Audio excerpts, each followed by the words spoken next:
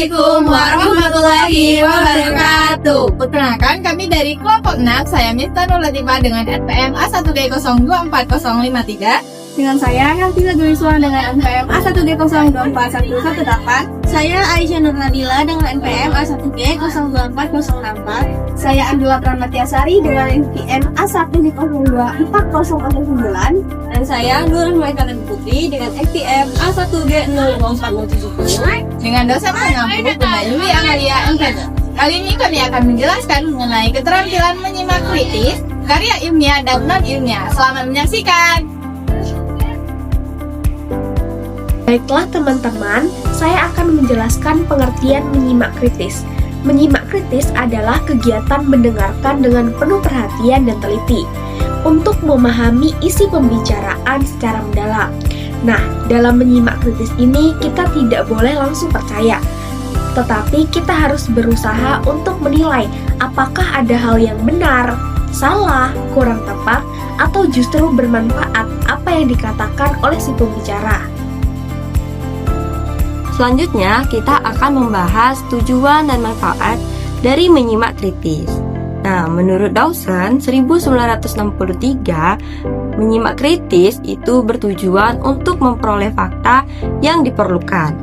Menyimak menilai gagasan, ide, dan informasi dari pembicara.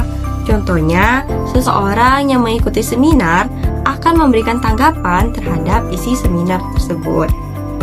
Nah, di sisi lain, anak-anak juga perlu belajar mendengarkan dan menyimak secara kritis atas segala yang didengarkan maupun informasi lisan untuk mendapatkan kebenaran. Ada beberapa tujuan dari menyimak kritis. Yang pertama yaitu untuk membedakan fakta dari khayalan menurut kriteria tertentu.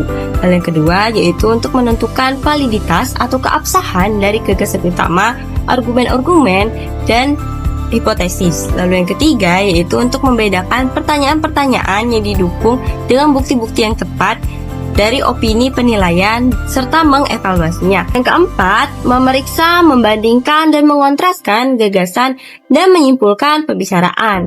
Dan yang kelima yaitu mengevaluasi kesalahan-kesalahan.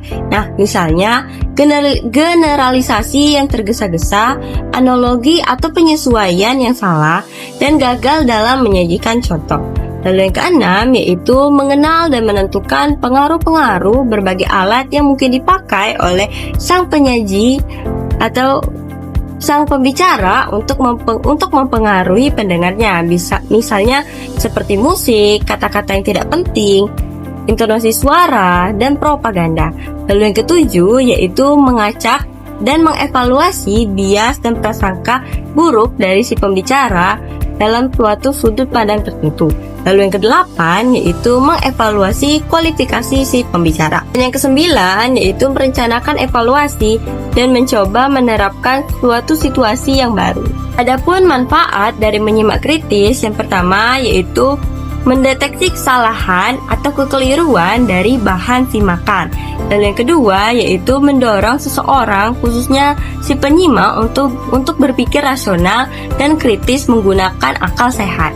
Dan yang ketiga yaitu terbuktinya suatu fakta. Selanjutnya, saya akan menjelaskan tahapan dalam menyimak kritis. Tahapan dalam menyimak kritis ada 5, yaitu yang pertama, mendengarkan. Mendengarkan adalah tahap pertama ketika penyimak benar-benar fokus pada ucapan pembicara. Informasi yang disampaikan bisa berupa kata, kalimat, atau wacana. Di tahap ini kita harus konsentrasi penuh dan tidak mudah terganggu supaya pesan tidak terlewat. Yang kedua, mengidentifikasi. Mengidentifikasi yaitu tahap memilih informasi yang masuk. Otak akan menyaring mana yang penting untuk diingat dan mana yang kurang relevan. Misalnya, saat dosen menjelaskan materi, kita tangkap inti atau topik utamanya saja. Bukan semua kata dicatat begitu saja. Yang ketiga, memahami. Memahami adalah memberi makna terhadap informasi yang sudah kita pilih. Tujuannya supaya kita mengerti maksud sebenarnya dari pembicara, bukan hanya sekedar mendengar kata-katanya. Menilai yaitu menimbang isi pesan yang didengar. Apakah informasi itu benar, logis, berguna, atau justru ada kelemahannya. Menilai juga artinya menghubungkan informasi dengan pengalaman atau pengetahuan kita sehari-hari. 5. Menanggapi secara kritis. Menanggapi secara kritis adalah tahap akhir, di mana penyimak merespon isi pembicaraan. Bentuknya bisa dengan bertanya, kenapa begitu? Membedakan mana fakta dan opini. Menarik kesimpulan atau memberikan pendapat secara objektif dan adil. Konsep penting dari menyimak kritis, ada 4 konsep penting dari menyimak kritis.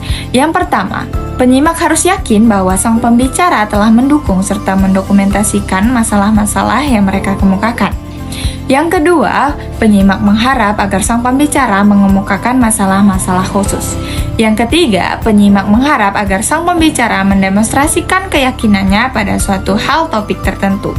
Yang keempat, penyimak harus percaya dan menuntut dengan tegas agar sang pembicara bergerak dari hal-hal umum ke hal-hal yang khusus. Adapun unsur dari menyimak ideal memiliki ciri-ciri yaitu 1. Berkonsentrasi. Artinya, menyimak harus benar-benar memusatkan perhatian pada pemateri yang disimak. Yang kedua, bermotivasi. Artinya mempunyai tujuan tertentu sehingga untuk menyimak itu kuat. Yang ketiga, menyimak secara menyeluruh. Artinya menyimak harus menyimak secara utuh dan padu. Yang keempat, harus menghargai pembicara. Dan yang kelima, harus selektif. Artinya harus memiliki bagian-bagian yang inti. Baiklah, di sini saya akan menjelaskan materi tentang pengertian menyimak ilmiah dan juga non-ilmiah. Nah, yang pertama itu adalah menyimak ilmiah. Menurut Brotowijoyo, karangan ilmiah itu merupakan tulisan yang memuat ilmu pengetahuan berdasarkan fakta, serta disusun menggunakan metodologi penulisan yang baik dan juga benar. Nah, jadi menyimak ilmiah itu dapat diartikan sebagai proses mendengarkan informasi dengan penuh perhatian yang bertujuan untuk keperluan keilmuan. Proses ini dilakukan secara logis, objektif, sistematis, berdasarkan fakta, serta tidak melibatkan unsur perasaan ataupun subjektivitas. Ada pula menyimak non-ilmiah. Menyimak non-ilmiah adalah proses mendengarkan dengan tujuan untuk mendapatkan informasi yang tidak berkenaan dengan ilmu. Salah satu contoh menyimak non-ilmiah adalah menyimak iklan. Wacana iklan bisa berupa ujaran lisan yang dimaksudkan untuk memasarkan produk berupa barang atau jasa, atau untuk menginformasikan kegiatan jasa dan produk kepada pendengar. Wacana iklan bisa juga dalam bentuk tulisan, sehingga untuk proses penyimaknya dilakukan dengan mendengarkan teks yang dilisankan. Ada pula sifat-sifat karya non-ilmiah, antara lain yang pertama, emotif, yang kedua, persuasif, yang ketiga, deskriptif, subjektif, dan yang keempat, terkadang overclaim. Pula tujuan menyimak ilmiah dan non-ilmiah. Tujuan menyimak adalah memahami isi dan makna pesan lisan, bukan sekedar mengenali bunyi. Menurut David Munan 1995, menyimak berarti menangkap informasi, membedakan arti, serta mendengar dengan penuh perhatian sebagai keterampilan berbahasa yang melibatkan indera pendengaran.